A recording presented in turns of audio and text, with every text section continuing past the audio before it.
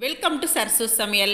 இன்றைக்கி ரொம்ப ஈஸியான ஒரு இன்ஸ்டன்ட் தக்காளி சாதம் தான் செய்ய போகிறோம். பாருங்கள், இந்த மாதிரி உதிராக ரொம்ப அருமையாக சீக்கிரமாக செஞ்சிடலாங்க. தக்காளி சாதம் செய்ய தெரியாதவங்க கூட இந்த மெத்தடில் செஞ்சீங்க அப்படின்னா ரொம்ப சூப்பராக வருங்க. டேஸ்ட்டும் அதை விட சூப்பராக இருக்கும். சாதம் மட்டும் நம்ம நல்லா உதிராக வேக வச்சு எடுத்து வச்சுட்டா போதுங்க. தக்காளி கிரேவி தனியாக ரெடி பண்ணி டக்குன்னு ஈஸியாக பண்ணிடலாங்க. வாங்க, இந்த டக்குன்னு ஈஸியாக செய்கிற தக்காளி சாதம் எப்படி செய்கிறது பார்க்கலாம். வீடியோக்குள்ளே போகலாங்க. இன்ஸ்டன்ட் தக்காளி சாதத்துக்கு தேவையான பொருட்கள் எல்லாமே எடுத்து வச்சுருக்கேங்க. தக்காளி, பெரிய வெங்காயம், பச்சை மிளகாய் நறுக்கி எடுத்து வச்சுருக்கேன். சாதம் பாருங்கள், இந்த மாதிரி உதிராக நான் வேக வச்சுட்டு அதை ஆற வச்சு எடுத்து வச்சுருக்கேன். 1 டீஸ்பூன் நல்லெண்ணெய் அல்லது நெய் விட்டு ஆற வச்சுக்கலாங்க. இப்போ ஒரு வாணலி அடுப்பில் ஏற்றிட்டு ஒரு 2 டேபிள் ஸ்பூன் அளவுக்கு தேங்காய் எண்ணெய் விட்டுக்கிட்டேன். 2 டேபிள் ஸ்பூன் கடலெண்ணெய் விட்டுக்கிட்டேங்க. பட்டை, கிராம்பு, ஏலக்காய், வாசனை ஜாமான்கள் எல்லாமே போட்டு நம்ம தாளிச்சிக்கலாங்க. இந்த மாதிரி தாளிச்சிட்டு கொஞ்சமாக சோம்பு சேர்த்துக்கலாம். சோம்பு சேர்த்து நல்லா பொரிஞ்சு வந்ததுக்கப்புறமா பச்சை மிளகாய் இந்த மாதிரி நடுவில் கீறினது நம்ம காரத்துக்கு தேவையான அளவு சேர்த்துக்கலாம். கூடவே வரமிளகாய் தூளும் சேர்க்க போகிறோம். அதனால் காரம் உங்கள் தேவைக்கு பார்த்துட்டு போட்டுக்கோங்க. பெரிய வெங்காயம் நறுக்கினது நான் ஒரு 4 வெங்காயம் அளவுக்கு இப்போ நறுக்கிட்டு சேர்த்துருக்கேங்க. இப்போ இதை நல்லா பிரட்டி விட்டுக்கலாம். நீங்கள் ஒரு 2 நாளில் இந்த கிரேவியை தனியாக வச்சுருக்கிற மாதிரி இருந்தால் வெங்காயம் சேர்க்காமல் கூட செய்யலாங்க. வெங்காயம் இந்த மாதிரி பொன்னிறமாக நல்லா வதங்கினதுக்கப்புறமா இஞ்சி பூண்டு பேஸ்ட்டு ஒரு 2 டீஸ்பூன் அளவுக்கு இப்போ சேர்த்துட்டேங்க. இப்போ இதை நல்லா வதக்கி விட்டுட்டு தேவையான அளவுக்கு காரத்துக்கு தனி மிளகாத்தூள் சேர்த்துக்கலாங்க. அவங்கவுங்க காரத்துக்கு தேவைக்கு சேர்த்துக்கோங்க. கூடவே நான் காஷ்மீரி மிளகாத்தூள் சேர்த்துருக்கேங்க. இதை போட்டால் கலர் நல்லா கிடைக்கும். ஒரு 2 சிட்டிகை மஞ்சள் தூள் சேர்த்துக்கலாங்க. சேர்த்து ஒரு பிரட்டிட்டு நம்ம நறுக்கி வச்சுருக்க தக்காளி சேர்த்துக்கலாங்க. கொஞ்சம் கொத்தமல்லி இலை, புதினா இதிலேயே தூவி விட்டுறலாம். பொடியாக நறுக்கி கொத்தமல்லியை சேர்த்துக்குங்க.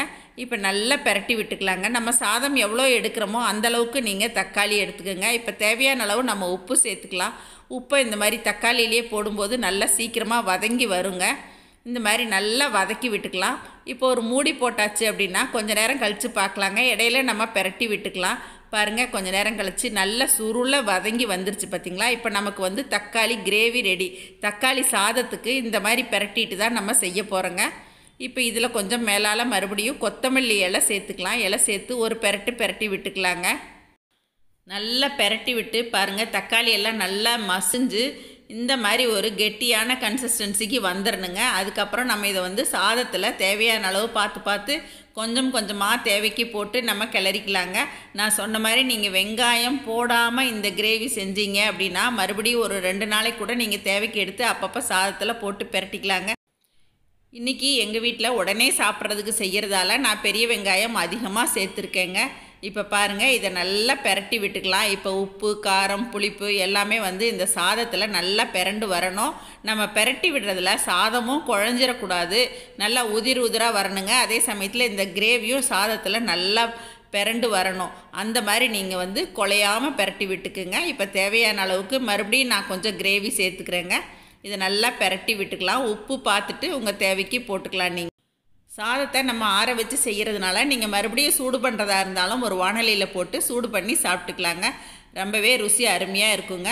இந்த ஈஸியான இன்ஸ்டன்ட் தக்காளி சாதம் உங்கள் எல்லாருக்கும் ரொம்ப பிடிச்சிருக்குன்னு நினைக்கிறேங்க. தக்காளி சாதம் செய்ய தெரியல அப்படின்னு நினைக்கிறவங்க கூட இந்த மாதிரி ஈஸியாக செய்யலாங்க. அதுவும் பிக்னஸ் எல்லாம் தாளித்து விட்டு செய்யும்போது ஒரு சில சமயத்தில் குழஞ்சிரும், ஒரு சில சமயத்தில் விதையாயிரும். அதனால் இந்த மாதிரி நீங்கள் செஞ்சு பாருங்கள், ரொம்பவே அருமையாக இருக்குங்க. அதுவும் குட்டீஸ்க்கெல்லாம் இந்த மாதிரி தக்காளி சாதம் செஞ்சு ஒரு உருளைக்கிழங்கு ஃப்ரை பண்ணி கொடுத்து கூடவே ஒரு தயிர் பச்சடி செஞ்சு கொடுத்துட்டீங்க அப்படின்னா இன்னும் வேணும்னு கேட்டு வாங்கி சாப்பிடுவாங்க. கண்டிப்பாக இந்த இன்ஸ்டன்ட் தக்காளி சாதத்தை நீங்களும் செஞ்சு பாருங்கள். இந்த வீடியோ உங்கள் எல்லாருக்கும் ரொம்ப பிடிச்சிருக்குன்னு நினைக்கிறேங்க. இதை பார்த்துட்டு எப்பயும் போல் உங்களோட ஃபீட்பேக் சொல்லுங்கள், ஷேர் பண்ணுங்கள், சப்ஸ்கிரைப் பண்ணுங்கள். தேங்க்யூ. சரசு சமையல் பாருங்கள், சமையல் நல்லா பண்ணுங்கள்.